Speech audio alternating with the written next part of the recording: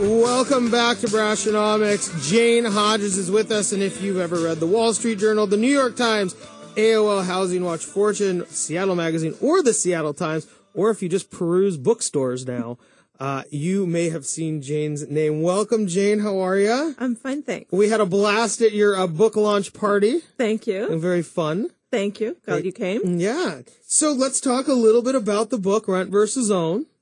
Well, it came out March 21st, and I've been getting a lot of interesting questions based on the fact that I've written a book with this title, not least of which is, so should I rent or should I own? With like no I can't believe that provided. would be the question, right? Yeah. So, but really the book is intended to sort of be a first step. Homeownership is talked about as an emotional purchase, and that's certainly true, but I want to speak to people before they've even decided whether they want to go down that path, and explain to them some of the aspects of how it works, and also what it'll do to your financial life and how you can prepare for it so that it's a successful experience. I mean, and it really does take a little bit more preparation, doesn't it now? Right. I was interested earlier, the reference to people going to their financial planners and their mortgage brokers. That sounds really sensible.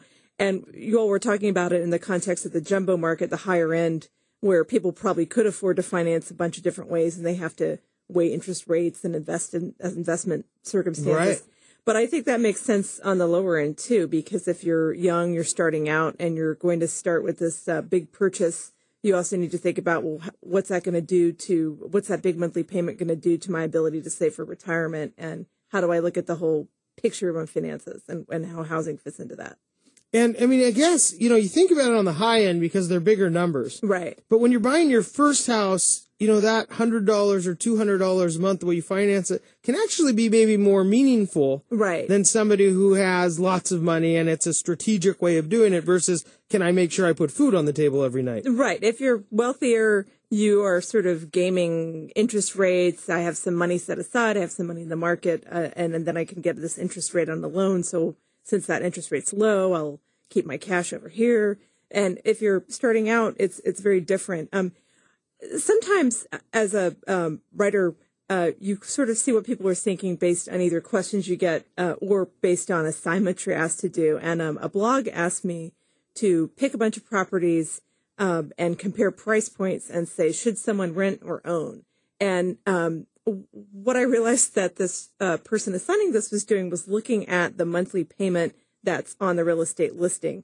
And I pointed out to her, usually that monthly payment is based on a 20% down.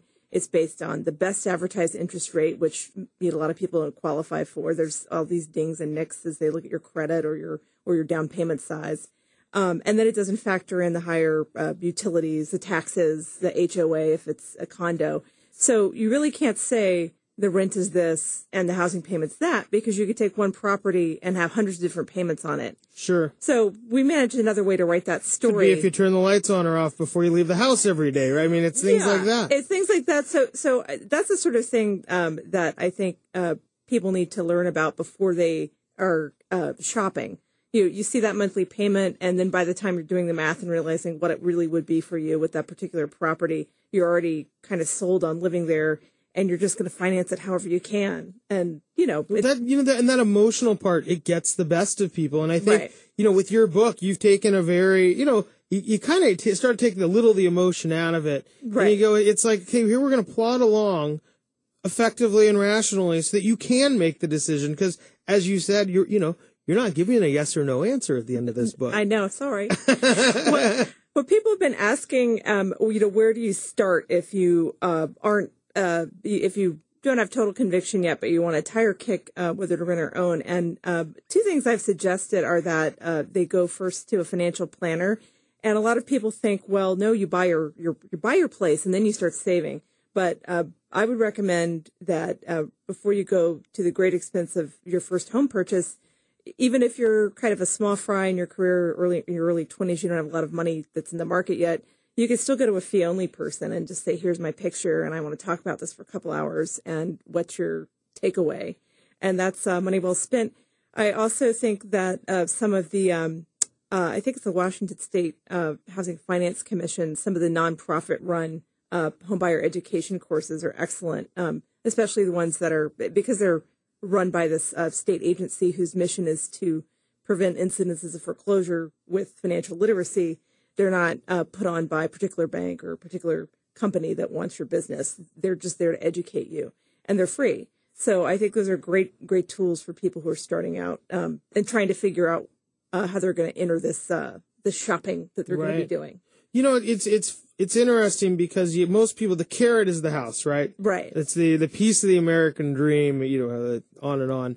And so many people go after that carrot without really understanding that they have the right footing. Right. And the footing being the financial side. Right. And, you know, we talk to people, well, I should put as much money down as I can. And you're thinking, well, then you're going to have no money left. Right. And there's these really intricate pieces of financing home that have a lot to do with that, lifestyle even. Right.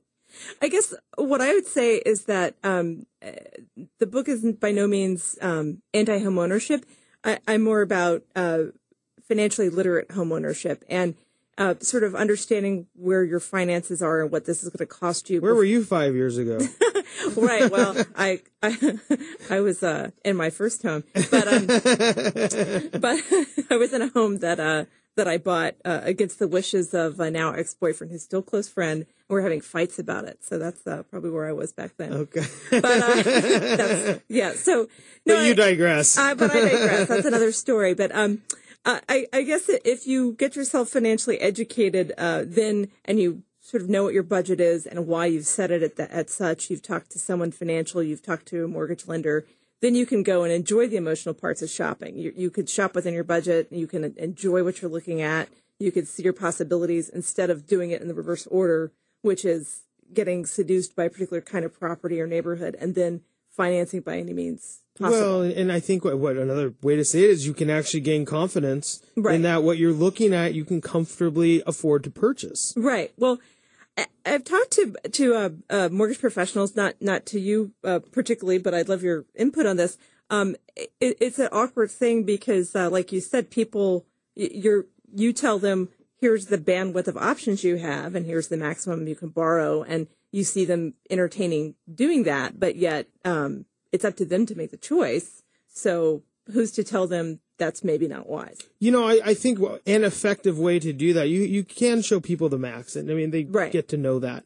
But giving people a range and going, look, from what we talked about, this is where this is where you discussed you wanted to be. Right. So let's focus on this number. Right. Now, people, as you said, they get seduced by a house or a neighborhood, and it's difficult to sometimes pull them back. Right. But making sure that they're on, they are of the understanding that during our discussion, this was the number that we agreed upon is correct, is right for you. This was your budget, you said. Yeah, and I don't know, there's a lot of lenders, there's a lot of real estate agents who don't care about that because they'll make more money on the bigger piece. Right. So that education fact, and it's certainly what you're doing. If people read your book, Rent versus Own, these are certain things that they'll be able to find out. We hope so. Well, Jane, thanks so much for joining us. We have to go to break. Heather Moore is going to join us. Everybody's coming back to the mics, and we are going to discuss a little bit more about the current real estate market. My name is Ben Brash, and that's Jane Hodges. We'll be right back.